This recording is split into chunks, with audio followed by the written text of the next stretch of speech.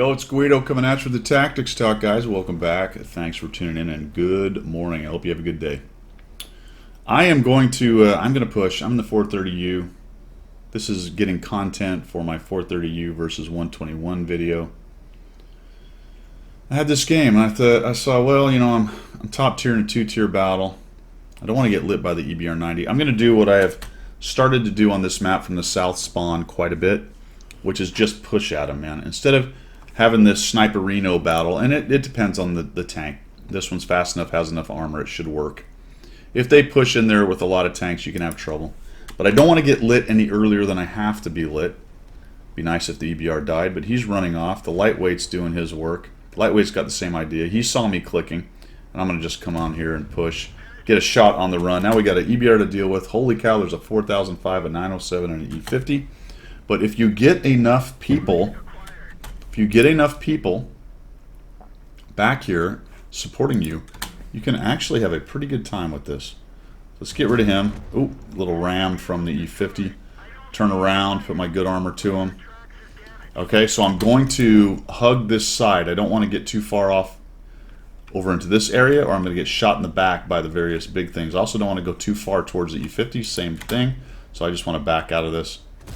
Should have gone for a track there a little bit better than that. I'm trying to wiggle jiggle. Maybe he can not pin me, but he just did. Into the lower plate. Not quite enough. What did I leave him? 72 hit points. It would have been quite a high roll to do that. Ouch! That really hurt. Got hammered by the 907 and the E50. And I got lit on fire.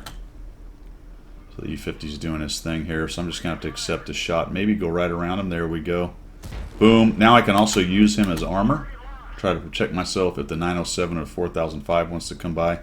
Now I've got to get up to the rock because I want to minimize Artie. Also kind of hug the side of this right here, this little ridge line, in case the Artie is over on this side. When he shoots across, it's much harder to hit somebody on a back slope. Now I want to get up here and I want to light up the 907. Now, that was a lot of action. I got 1,200 assists, 1,881 damage. We've killed 3 of their tanks. We have a pretty good position. And at this point now, it becomes the real point of my video, which is campers are us.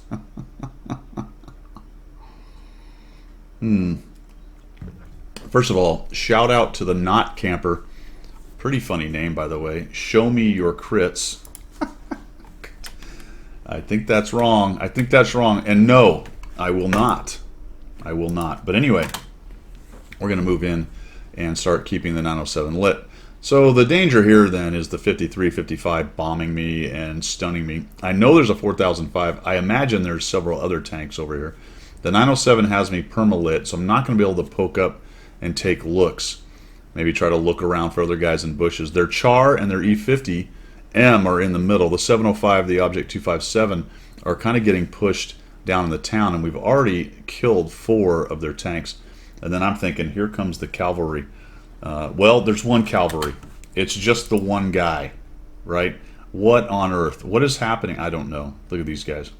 All right, I guess I wouldn't expect the Sturb to come up. But what about the 50T and the Standard B? And I don't know. I don't know. We're just going to sit here and, as is often the case with situations like this, and then, of course, the Sturb shows up. It's one of those things like, all right, here I am, now what? Well, it's kind of hard at this point because of tier 10 and tier 9 guns and how big they are. And if you don't get any help with people pushing up and helping to share the damage as you come around the corner, there's just not a whole lot we can do. But we have created a pretty good... Oh, I get almost blapped by my own guy. Thank goodness there's no... Thank goodness there is no team damage. What I'd really love to do is light the 4005 and get him nuked without me being nuked in return. If I get seen by the 4005, now there's the artillery. Show me your crits is doing his best to try to get up there and get some shots. He does light up the Leopard PTA. And the guys in the middle are kind of getting beat up as well. So the enemy team is really on their back foot. We got to figure out a way to crack this nut, though. I was really hoping that the 155, 55 would take some shots. Now there's a blind shot into the bush. Unknown if he hit anything there. We're just going to keep on working this. The 295 is doing his best. He's going to eat a shot, I believe, from the 4005 here. There's another shot going out. There's a bounce. Shots coming from every direction. The 907 is actually exposed a little bit. I don't think he really understands his danger because he's about to disintegrate.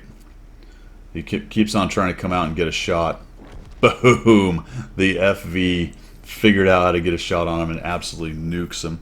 Still can't really come around the corner because that 4005. There is the there's a K91. So they have even more guys. Finally, after all that, the KPZ 52 comes up. Just campers are us, man. Standard B, in fact, abandons the position and moves over to the middle. But that's fine because really what we have to do here right now is just hold this. We've got about 4 of their tanks locked down. The rest of the team is winning in every direction. T95 still kind of working it. I'm trying to get up here and get a shot at the K91. Can't quite do it. He takes another hit. I'm up to 2,100 assist, 1,881 damage. Standard B is now in the back. KPZ is doing some work. I mean, I'll be honest, I felt bad about not being able to help the T95, but it's just that 4005's gun did not want to get eliminated. Because once I get knocked out here, pretty easy to swarm a T95 potentially, although we do have backup. We just want to keep these guys locked down. The Sturv is useless at this point. He can't do anything to anybody. So that's nice to not have him in a bush somewhere crushing our guys out in the open.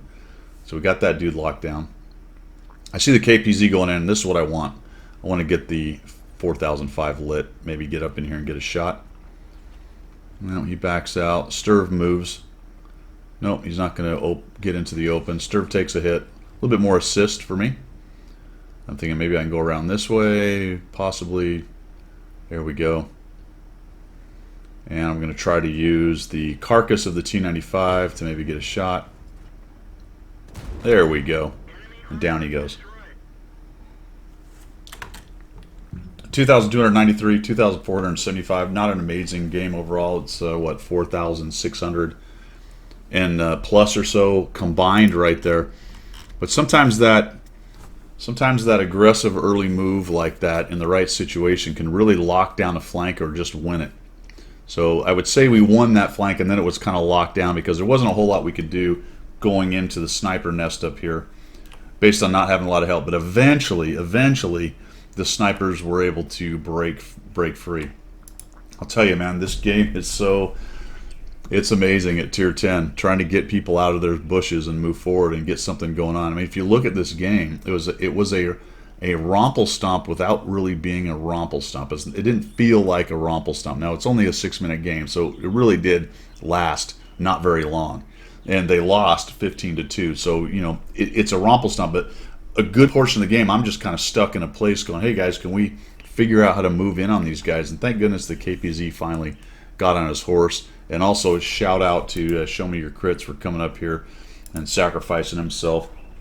I suppose I could have been a little more offensive or aggressive, but I think I would have been deleted. I didn't know the K91 was there until much later, so I come around that corner, I probably just go bing, bang, boom, and I'm headed back to the garage and having a party there. All right, well, there you go. Campers are us. That's all I've got for today. Thanks for tuning in. See ya.